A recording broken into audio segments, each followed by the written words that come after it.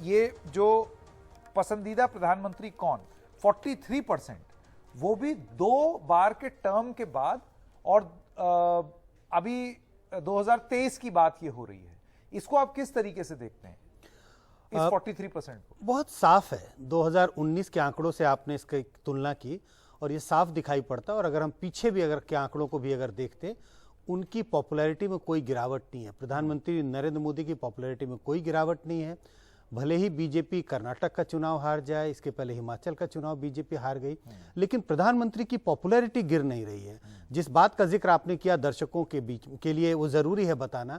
कई बार ऐसे सर्वेक्षण आते हैं जो ये बताते हैं कि प्रधानमंत्री मोदी की पॉपुलैरिटी 80s में है, 85%, 90%। सवाल पूछने में अंतर है। हम नाम नहीं देते, हम लिस्ट नहीं देते जिनमें लोग चुनते हैं। ये 43% लोगों ने प्रधानमंत्री नरेंद्र मोदी का नाम लिया, 27% अपने आप, 27% लोगों ने राहुल गांधी का नाम लिया। तो ये पूछने का तरीका अलग है। लेकिन वापस आता हूं आपकी बात पर, प्रधानमंत्री मोदी की पॉपुलैरिटी में कोई गिरावट नहीं दिखाई पड़ती 9 साल उनके प्रधानमंत्री रहने के बावजूद। जी मनीषा प्रियम जी, आपका क्या असेसमेंट है?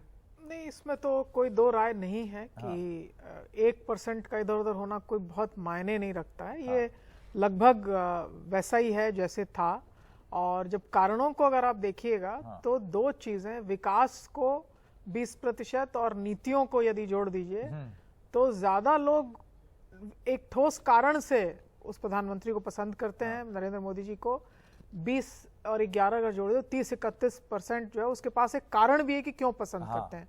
और ये कारण कोई करिश्मा नहीं है, विकास है, अच्छा बोलते हैं, ये सब एक कैरेक्टरिस्टिक्स गुड पॉलिटिकल लीडर के हो सकते हैं। लेकिन साथ ही मैं ये भी बोलूंगी कि राहुल गांधी का जहां तक सवाल है, 2 बातें कि एक, इतना कुछ होने के बाद ऐसा नहीं हुआ है कि वो कोई 30-40 पे पहुंचे हैं।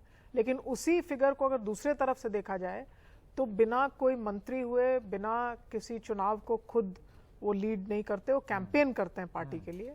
लेकिन इसके बावजूद भी 23-27 पर बने रहना और बाकी रीजनल लीडर से ज्यादा उनका नाम आना, ये अपने आप में दर्शाता है कि कांग्रेस का भी एक कुछ तो रुझान है लोगों के प्रति जिनसे कि वो रिकॉल करते हैं। मैं कारण नहीं जानती कि क्यों ऐसा है, पर 2019 से अगर आप देखें तो 24 से बढ़कर 27% हुआ है। कुछ बढ़ा अगर है, अभी चुनाव होते हैं कुछ बढ़ा है, 23 से 27% है। तो मैं ये मानती हूँ कि बिना कोई पद होल्ड किए हुए, ना पार्टी में कोई आला दर्जा का पद नहीं है उनका, ना उन्होंने कोई किसी जगह की सरकार में वो हिस्सा लेते हैं, ना प्राइम कैंपेनर हैं, इसके बावजूद भी लोकप्रियता राहुल गांधी हैं कांग्रेस में। खैर मुझे तो लगता था कि रखें ना रखें, यहाँ तक भी नहीं थी बात। तो मुझे लगता है कि ये लोकप्रियता कहीं है और कांग्रेस का भी कुछ एक कोर कमिटेड वोटर है जो इस नाम को गांधी परिवार के नाम से या नेहरू गांधी लीडरशिप के नाम से, कारण मैंने अभी तक देखा नहीं, लेकिन वो बरकरार भी है और 3% का इजाफा भी है, जो कि अपने आप में एक बात अदिति जी, आपका विश्लेषण? मोदी जी के बारे में तो कोई मतलब कोई दो राय नहीं है। मोदी जी हैं ही बहुत ज़्यादा पॉपुलर। लेकिन जहाँ राहुल गांधी का सवाल है, क्या ऐसी चीज़ है जो कि किसी आदमी की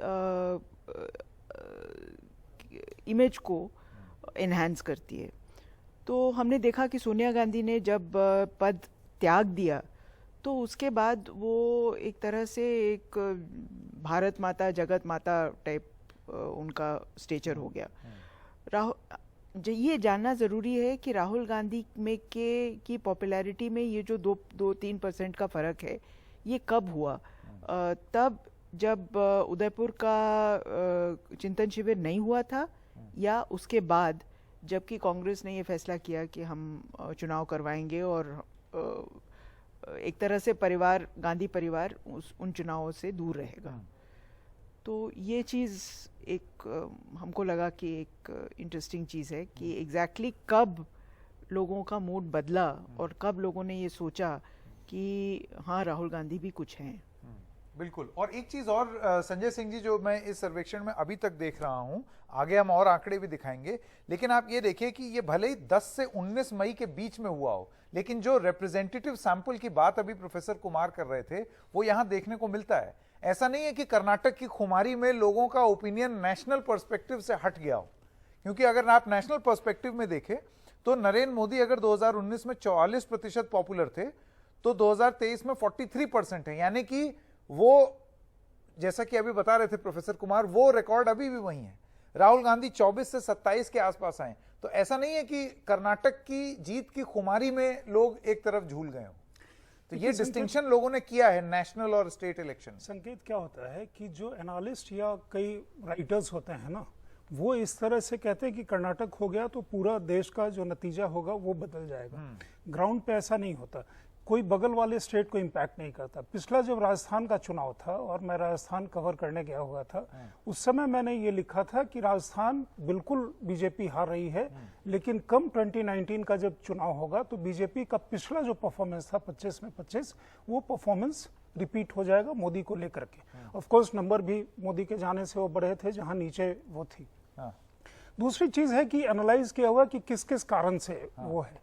देखिए, अच्छा वक्ता, जैसा मनीषा जी कह रही थी कि नेताओं की कैरेक्टरिस्टिक है कि अच्छी नीति लाना, अच्छा वक्ता लाना, लेकिन ग्राउंड पे जो डिलीवरी है ना, वो मोदी के लिए ट्रस्ट और फेथ का भाव बहुत सारे लोग में जनरेट करता है।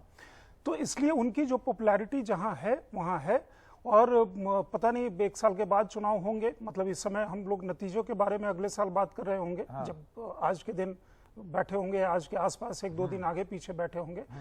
राहुल गांधी का एक अलग इंटरेस्टिंग फैक्टर है। राहुल गांधी का 24 से 27 तो हुआ है, लेकिन आज चुनाव होंगे तो राहुल गांधी चुनाव ही नहीं लड़ सकते। As on date Rahul Gandhi 2026 तक चुनाव नहीं लड़ सकते। तो इसलिए उनके बदले किसी और को देखना होगा। क्या वो मल्लिकार्जुन खड़गे होंगे, जयराम रमेश होंगे, प्रियंका गांधी होंगी, या कौन होंगी?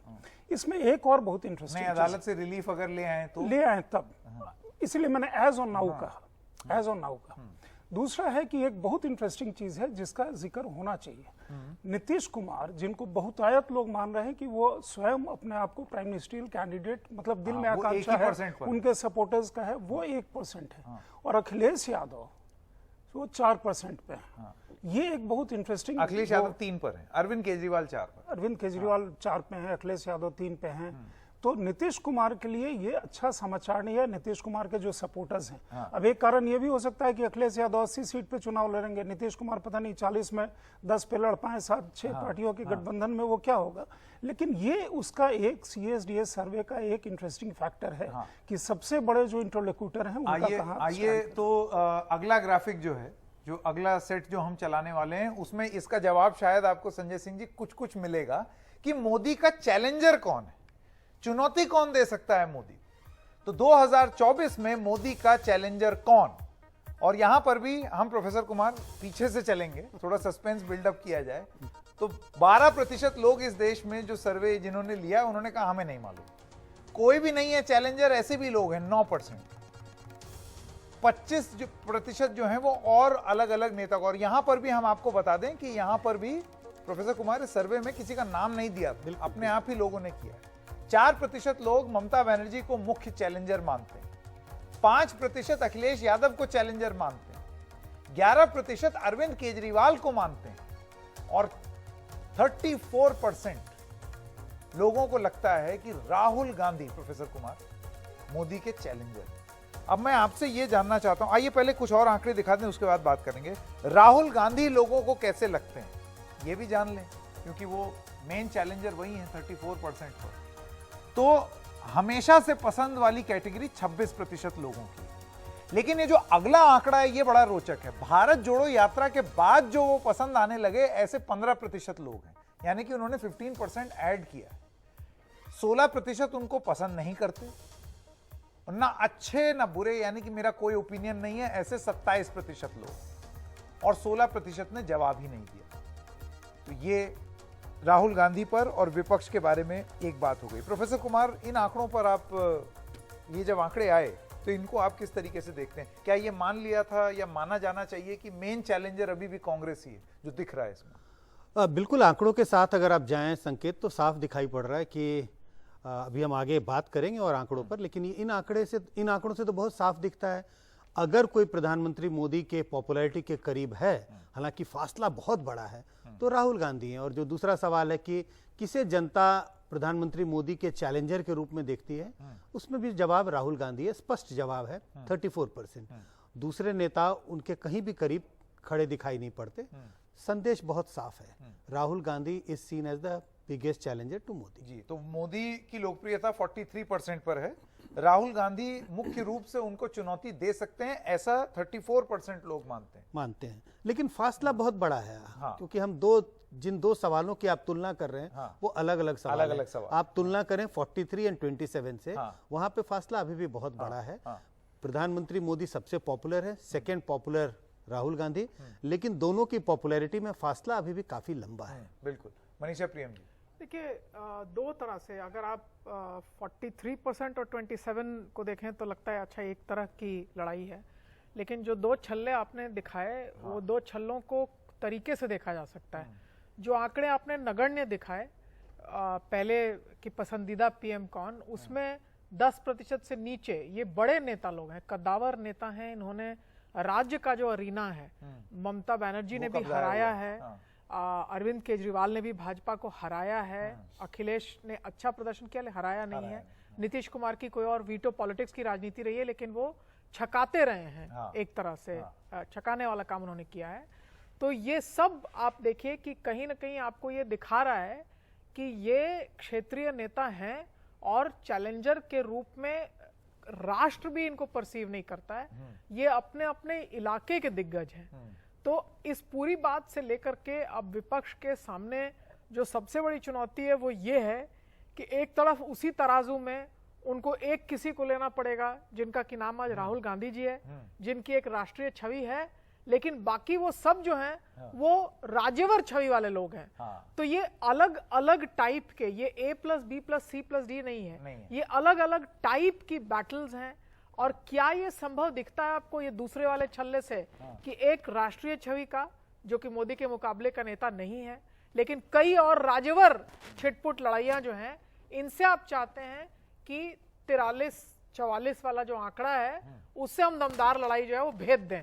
तो कहीं ना कहीं ये इक्वल्स की लड़ाई नहीं है। 2024 में भारत का जो मानचित्र बनेगा, देखने वाली बात ये होगी कि वो पिछले वाले छल्ले की पॉपुलैरिटी की सीधी लड़ाई होगी या फिर जो ये अन्य घटक हैं उनको एक असमान एलिमेंट जो कि एक नेशनल लीडर है उसको लेके। अब राहुल गांधी किस राज्य के नेता है? मैं कर्नाटक में, ठीक है उन्होंने कैंपेन किया, कोई एक राज्य उनसे एसोसिएटेड नहीं। कर्नाटक में लैंग्वेज बहुत बड़ा मुद्दा है। कर्नाटक का एकीकरण मूवमेंट ही भाषा पे हुआ है, लेकिन वहां भी वो नेता है। प्रियंका गांधी जी ने हिमाचल में किया कैंपेन। तो ये सब लेकर के उनका राष्ट्रीय छवि है उन दोनों की, और वो कहीं भी मोदी जी के टक्कर में नहीं है। तो उस छवि को लेकर के ये 1, 2, 3, 4% वाले जो हैं वो कैसी टोकरी बिन सकते हैं, वो अब देखने वाली बात। बिल्कुल। अदिति जी, आपका क्या विश्लेषण है? तो मुझे लगता है कि अगर हम पूरे देश की छवि देखें तो निश्चित रूप से एक राष्ट्रीय नेता हैं राहुल गांधी। ये तो आपके सर्वे से ही दिख रहा है। सर्वे साफ साफ बता रहा है कि मोदी को भले ही वो फासला बहुत ज्यादा है, लेकिन अभी भी मेन चैलेंजर कांग्रेस पार्टी और राहुल गांधी हैं। अगर वो चुनाव लड़ पाए तो मान लीजिए कि चुनाव नहीं लड़ पाते हैं, फिर भी इसमें तो कोई दो राय नहीं है कि नेता तो माना जाएगा उनको। नेता हो रहेंगे, नेता तो हैं। और लेकिन जो लोग विपक्ष में एक धारणा है कि यदि हम एक कांग्रेस के कैंडिडेट को, एक विपक्ष के कैंडिडेट को एक भाजपा के कैंडिडेट से लड़ाएं तो हो सकता है कि चुनाव का अंत कुछ और हो। अब ये धारणा मेरे ख्याल से इस जो आपका सर्वे है उससे कहाँ मेल खाती है, ये मेरी पूरी तरह से मेरी समझ में नहीं आ रहा है। मेरे ख्याल से संजय जी बता पाएंगे। प्रोफेसर कुमार, आप जवाब देना चाहें? मुझे लगता है जैसे जैसे आगे के आंकड़े आएंगे इन सब चीज़ों पे और चर्चा हो पाएगी।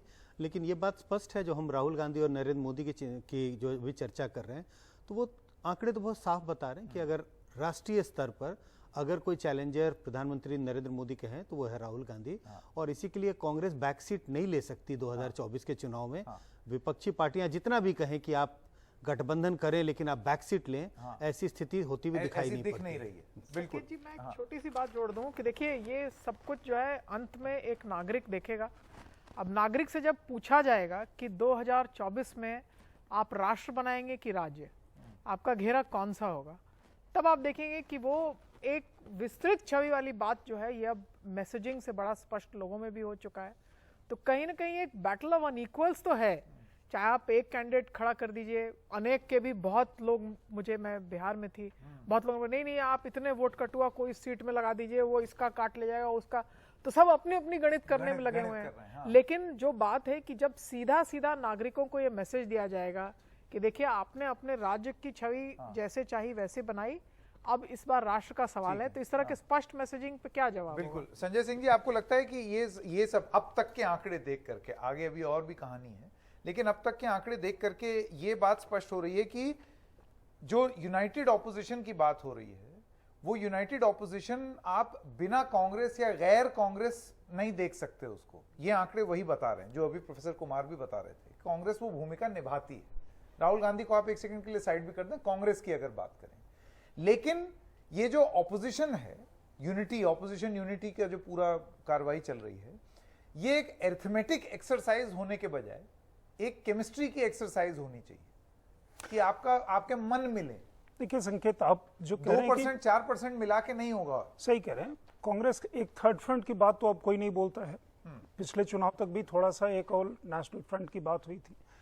इशू क्या है, जो मनीषा जी ने जहां पे खत्म किया वहां से मैं आगे बढ़ाता हूं कि राज्यों का आप 2014 तक देखिए, 2014 के चुनाव के पहले जिस समय कोalition ईरा चल रहा था, तो एक टर्म था, एक बात कही जाती थी कि जो हमारा जनरल इलेक्शंस है that is sum total of state elections, right.